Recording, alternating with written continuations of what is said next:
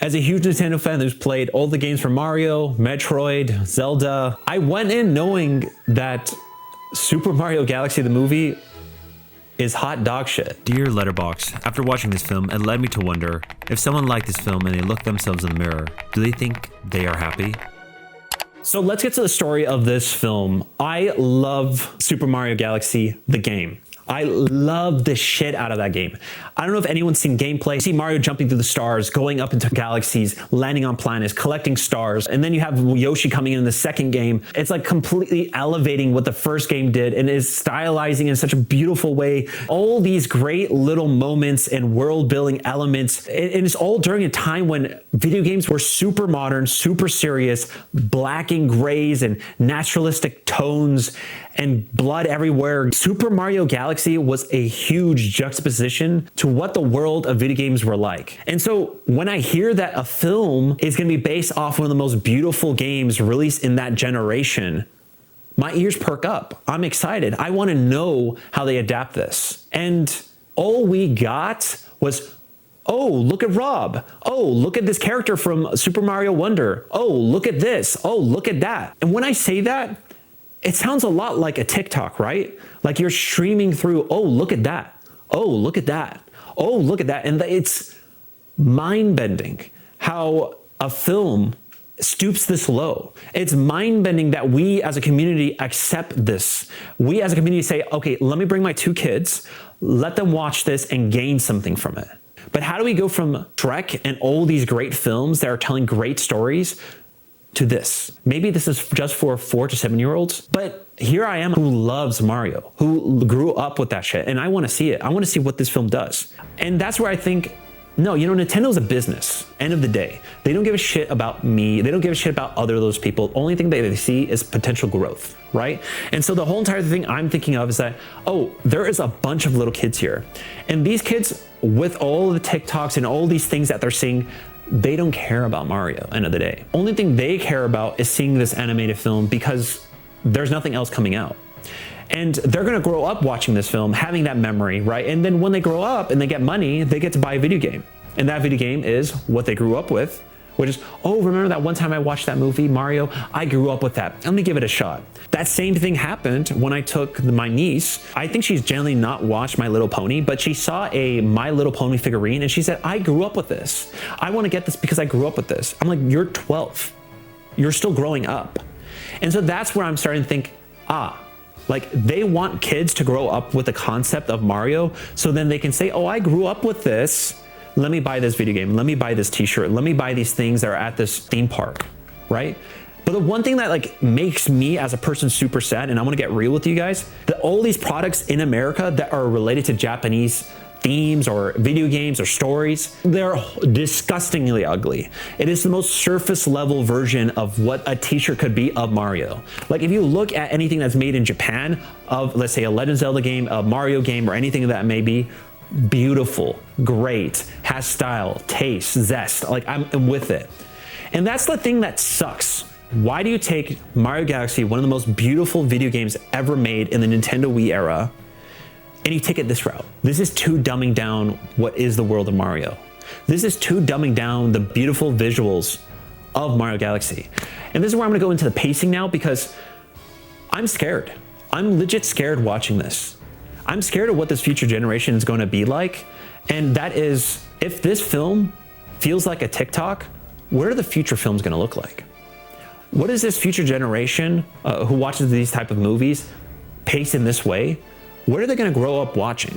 What is that pacing that they're gonna look for in these future modern films? And I don't know, maybe it might lean more towards a Everything Everywhere All at Once, where it's like super ADHD core. Every 5 minutes, there's something very different happening. Maybe this is the beginning of a new style, where you have one scene being started off with a song, a movement, a change, a weird little character shaking like this, that's a reference. It starts off to reel you in, just like a TikTok, and to bring you into that scene. And when the next scene happens, you're in a completely different setting. You're in with a different group of characters. I don't even know what I got myself into. And this is where I'm so scared. We have a film that has no story, zero pacing, It is completely a TikTok stream of conscious, of just references, jumping through moments, Jack Black saying something. We have Rosalina trying to reconnect with Peach, and you have Star Fox jumping around and Toad's reacting like this is really cool. And like, I can't even tell you one moment in this film where I'm like, that started from here and it led to this. I can't tell you. It legit feels like I watched 45 TikToks in all different settings, all different moments, in all different areas, and I have to stitch together what this story is. But then I'm thinking, no, I'm not supposed to stitch anything. And this is what like blows my mind. How the hell is the world allowing this? This level of pacing, this level of crazy. And I realized it's not the movie's fault, it's our fault.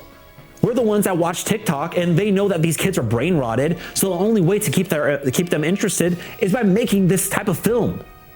You can't make a straight through story anymore for this demographic, for this age group, because they're completely on a different level of attention spans. I'm worried, bro. I'm legit spooked after watching this. Spooked. All kudos to Sonic. I think Sonic does a much better movie for that age group than this film does. This makes me feel like I have an extremely toxic girlfriend who says I love you and like makes the best scrapbooks, makes the best food, does all this shit. And then like the minute you walk away, they don't give a shit about you. How the flying shit is Shigeru Miyamoto watching this movie and say, this is good. This is a great adaptation of Mario Galaxy. It blows my mind. Do people in Japan like this film? Is this just an American thing? Like, we are so dumbed down as a society that this is our children's movie. I don't know what to say, but only thing I know is that this shit made a lot of fucking money. A lot of money. And it's gonna make a lot more money in products, in t-shirt sales, and a little freaking Yoshi eggs popping out, breaking through, and you're just buying that plastic and you just sit it there and you're like, that's it. That's my toy. I bought this for my kid. I don't know how like Nintendo can make that product and then switch over to make like freaking Breath of the Wild. And then I'm like, oh my God, no. If they're gonna make this Legend of Zelda movie, then what the hell is this gonna be? If this is how Nintendo sees a worldwide film to be like, then we're screwed. We're legit screwed with Legend of Zelda. I have no hope. I have no hope for the future. I have no clue when someone's going to step up and realize that this is shit, that this should not be an example of what a stepping stone film should be for that generation. Like when you make things like this, it makes very simple films unwatchable. To put it simply, I'm freaking clapped from this film. And especially at that moment when like Bowser and Mario fighting each other and there's this damn dragon that pops up and I'm like, what the f is this? Is this Mario Galaxy? Is this Mario Galaxy? This can't be the game that I grew up with. This can't be. I legit, at 14, I collected every damn star in that game. I loved that game. Loved. I felt like I got lied to about this film, and I don't know, what did I expect? Am I the one that's the fault here? Like I'm the person that keeps falling into the toxic relationship of watching this shit, hoping that it might change, hoping that I might learn from what they did. No, it's still the same old shit, but sadly worse. Like at least there was weird needle drops that were happening in the first one. You have Mario Kart, you have them going to the Donkey Kong world, jumping through things. I'm like, you know, this is brain rot, but at least like there's something here to like run off of. But like, no, there's no like notable needle drops. There was nothing of like this character freaking rules. They did that with Yoshi, thinking he was like super sick and he's wearing sunglasses, ha ha ha. And they brought in Star Fox and like to be like this surface level cool guy. So I'm like, what the f is this, man? Like, you guys don't even have Star Fox 64 even out. Like, what, I gotta buy the Nintendo Switch Online in order to play the f***ing game? Like, get through this shit, man. We don't need Star Fox. Just let Mario jump through a damn star and like he has all the stars working with him, trying to bring them all back together to beat Bowser Jr., right? Oh, that would have been sick. No, we need Yoshi in there. No, we need Star Fox in there. No, we need Rob in there. No, we need Princess Peach to go through a freaking a train station in order to understand her origin story. When I didn't even give a f about her origin story. No, no, no. We need Bowser Jr. in order to create a planet. No, no, no, no. We need Bowser to be shrunken and then bring back and then kiss Mario in the freaking face and say soup. Brain rot. brain rot. I'm brain rotted. I can't even tell you like one thing that happened in this film, genuinely. The only positive thing I'll give you about this film, the only positive, is that when the puppets came up, there was like these weird, Bowser was doing a puppet show for Bowser Jr. I was mind blown of how realistic that looked. I was like, this is beautiful. I have never seen a puppet animated part like this and it looked this real. I legit thought it was real. And I felt like I was a caveman seeing fire for the first time. I'm like, holy shit, wait, is this a concept I could enter? And then I'm like, oh, wait, no. This film, anything that it sets up, it just forgets the next minute. The only thing it remembers is the characters that it's part of. And I can't even get into the voice casting for this film. Like, I felt like everybody was phoning it in. I'm spitting. I'm legit spinning. Like, I think every voice actor in this film was phoning it in. I think they legit phoned it in. They called this shit in like they were in the Bahamas. They're like, oh, I got to do this. How much am I getting? 40 million? Okay, I'll just do it over the phone. I hate this job. Luigi, no, Luigi, don't do it, Luigi. And this is the only person who did it well. I have to give like the Safdie brother some credit. He sounded great. Everybody else, Chris Pratt, Luigi, no. Peach and Rosalina, are we sisters?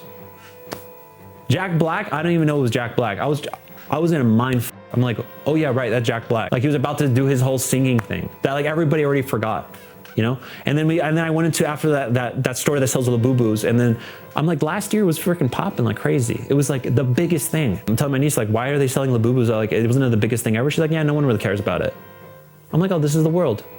This is the world where we spend legit thousands of dollars on shit and we forget it the next day, or we make song our whole entire personality, and then we were like, wait, did that even happen? And like that song was like so annoyingly popular, and then here we are. It's like, okay, maybe you guys can make a new song then, like maybe let's go in this route. Nothing. Like this film was a definition of phoning it in, raking money. Oh, we brought Yoshi out. You know Charles Gambino? Do you know Charles Gambino's in it? He really tried really hard to do it. I'm like, thanks. You tried really hard, child.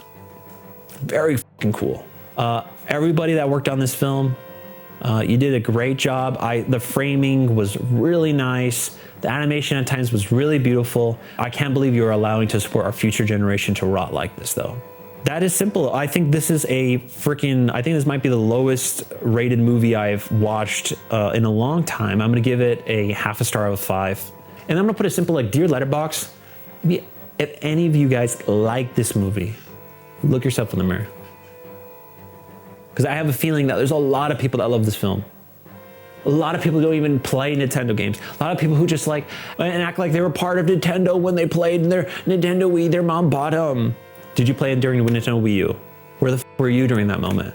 Where were you during that moment with the 3DS when it first came out, huh? I was the weird one. I was the one that no one understood, right? And here I am, I'm thinking, this is my moment. This is like, I was supporting the underdog during the time when no one gave a shit about them. Spat in the face. Spat in the face with this film. So anyways, Nintendo, you better not f up the Legend of Zelda film. I played every Legend of Zelda game besides 1 and 2. Because I'm never gonna play those. I'm really not gonna do anything, but if you f this up, I'll be mad. So yeah. Thank you guys so much for watching. Dear Letterboxd, if you freaking watched this film and you like it, realize you're taking a minute from my life. A minute, and that means I'm gonna die tomorrow. So don't like this film, okay? Thank you so much. Goodbye.